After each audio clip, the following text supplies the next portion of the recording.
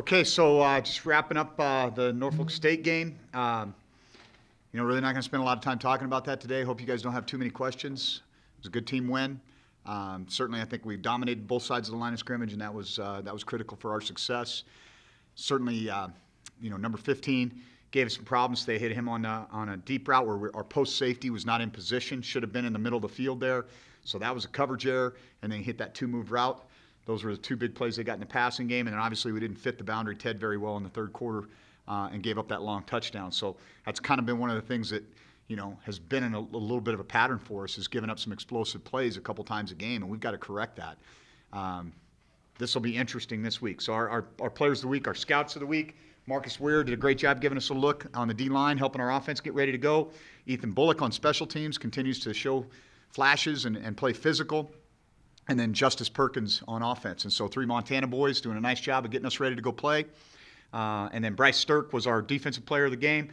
The entire offensive line, certainly when you set a school record with 3 100-yard rushers, what do we have? A school record in rushing first downs, one of the top 3 rushing performances in school history. What's the top one?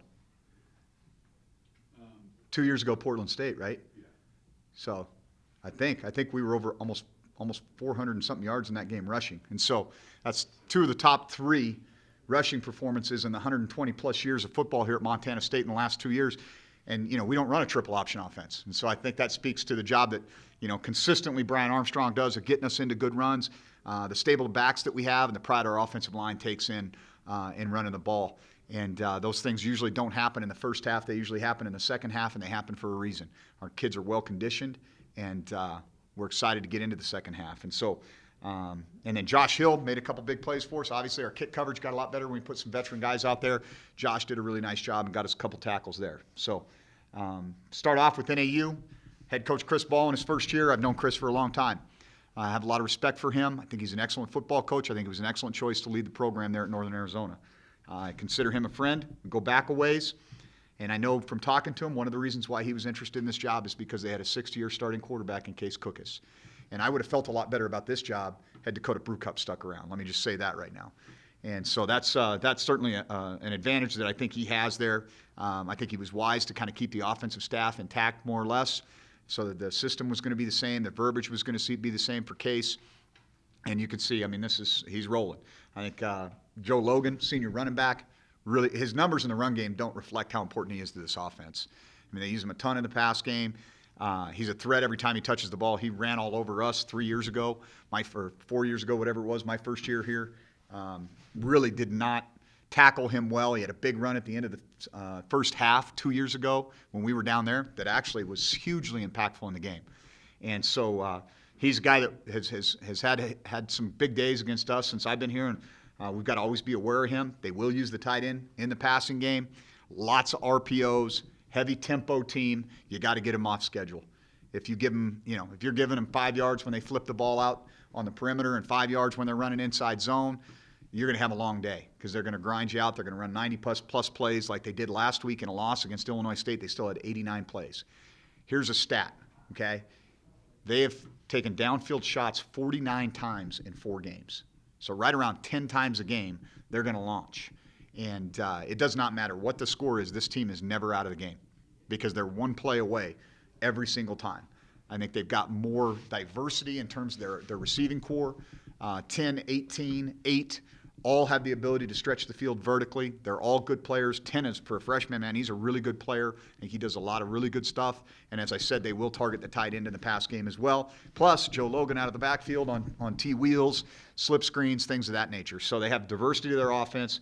And again, you got to be able to defend the entire field on every rep because they're going to stretch it.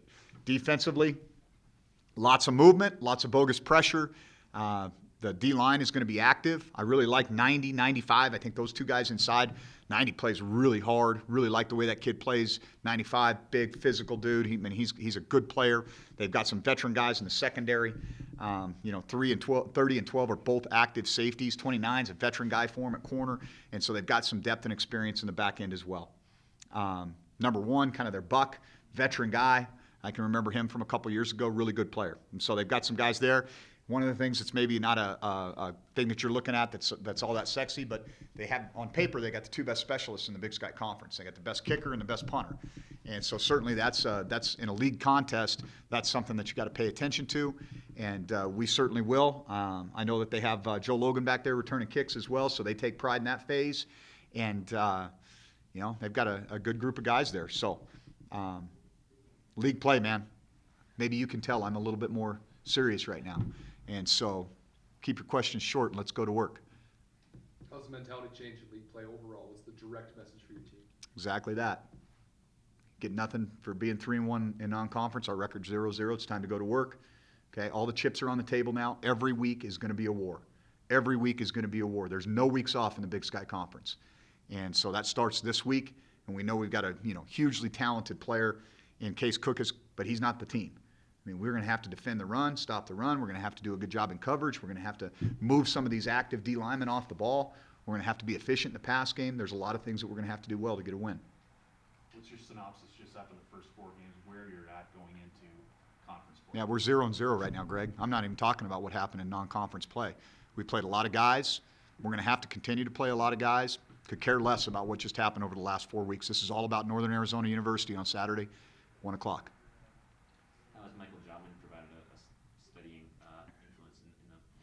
He's come a long ways, man. He really has. Really respect the hard work that kid put in the offseason. He's improved his body.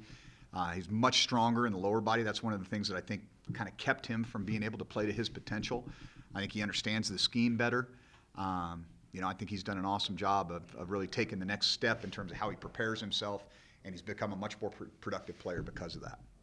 We talk about how guys who redshirt or don't redshirt, their careers go fast. Case Cook has been around a long time. How much does that experience play, especially at a quarterback? He's seen it all. It's like, the second he gets there, if you're going to press him into the boundary, they're going to convert the route, and it's going to be bombs over Baghdad, for crying out loud. I mean, when we went down there 2 years ago, we went for 2 at the end of the game.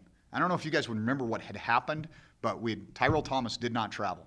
Jalen Cole got ejected for a targeting call in the 3rd quarter. And from that point on, it was launch, and he either got a PI or they got a 25-yard gain or more. And I swear, I think that's part of their deal. Is just keep throwing deep shots, because in this league, you're going to get PIs.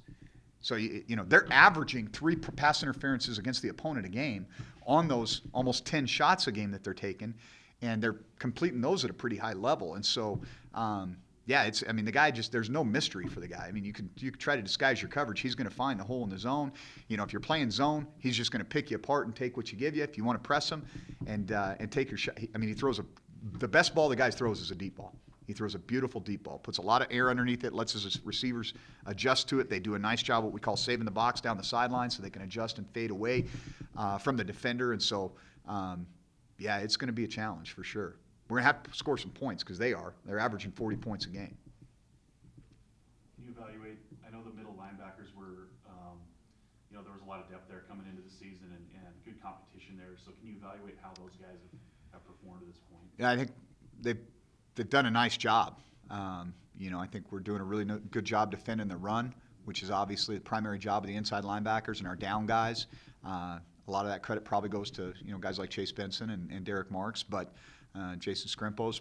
But I do think that you see a redshirt freshman in Nolan Askelson, who's playing very efficiently.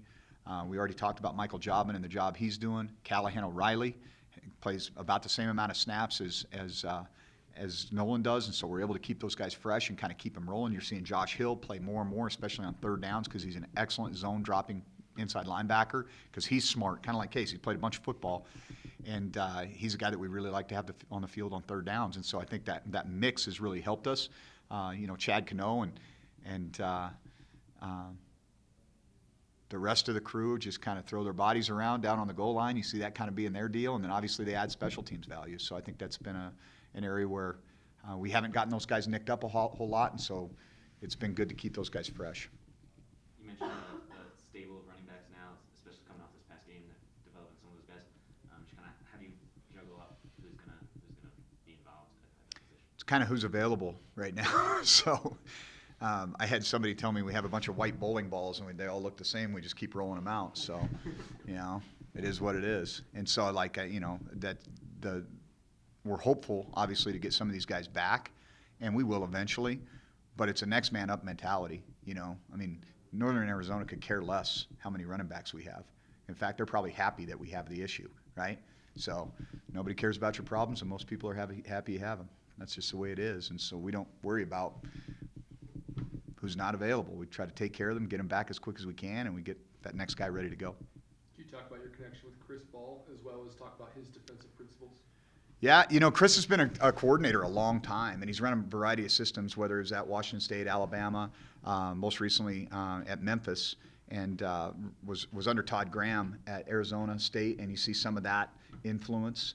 And Todd was kind of a blitz-o-matic guy. I don't think Chris is quite as aggressive, but definitely has a vast knowledge of defensive schemes. He's run a variety of systems. He's a very, very smart guy. He's a good guy. I mean, I think kids probably enjoy playing for him. He's got a good sense of humor, all that kind of stuff. I got to know him. We actually were renting his house in Pullman when I worked at Washington State, and he was at Arizona State, and they were trying to sell it. So my wife staged it, and we got the thing sold for him about the time I took off to go to UTEP to call the defense, and worked out great. Got to know he and his family during that period of time. I believe he was a finalist for this job and interviewed for this job, and we actually compared notes throughout that process too. And so, very open, honest relationship with the guy. Have a lot of respect for him, and like I said, I think he's going to do a great job down there. How about Aaron Pfluger on the offensive side? I know that you haven't played him since he's taken over, but what have you seen schematically? They haven't changed a bit. That's what I've seen. It's almost, you can almost, especially when they get in the red zone, it's all the same stuff. And maybe they don't single up their X quite as much because they don't have the creature they had down there for a few years. But they, I think that was the mandate.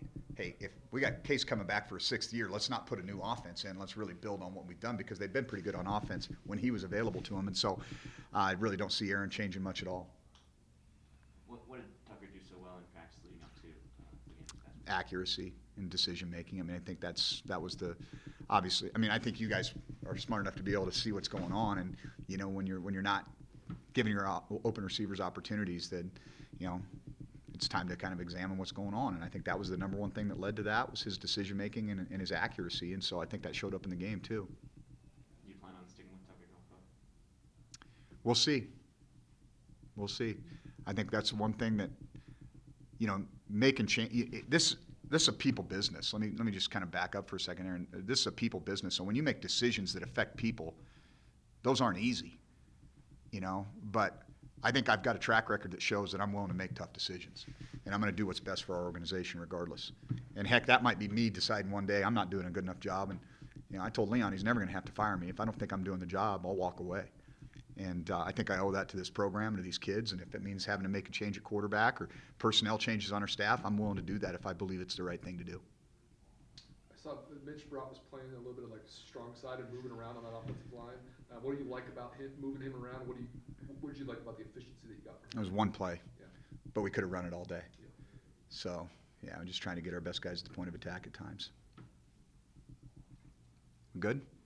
I was just going to ask what the process is like of now that you're through 4 games of trying to decide who keeps playing, who doesn't, those type of red shirts. Yeah,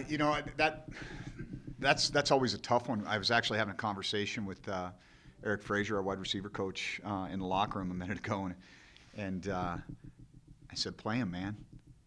You got to get him ready, because you're a game away. Okay, this guy goes down. You haven't ever played this other guy. Use them all. We're going to need them all. I think it's a great rule. I mean, I think there is some strategy at times involved, but at our level, I think the strategy kind of goes out the window, and it's more about necessity. When you're carrying 120 guys on a roster, and that means you got all these guys that have redshirted and have built up like you do at a Power 5, it's way different. It's way different. Here, you're going to need all of them, and so you may as well just play them, and if you have the luxury of redshirting them, great. And if you don't, you look at a situation like what happened with Logan Jones. Now you've got that red shirt perhaps down the road when they need it. And so, like I said, we'll worry about that when we have to worry about it. But right now, we got to let all these guys go and see what we got. I mean, I think there's guys like Jaden Smith who's really playing well in practice and deserves an opportunity to get on the field. Tyrone Marshall, the junior college transfer, just talking about the wide receiver room alone. I mean, there's some guys that are dynamic with the ball in their hands that, if we don't get them going, they're not going to learn the system. And if they don't know the system, then when we really need them down the stretch, we're not going to have them where we want them.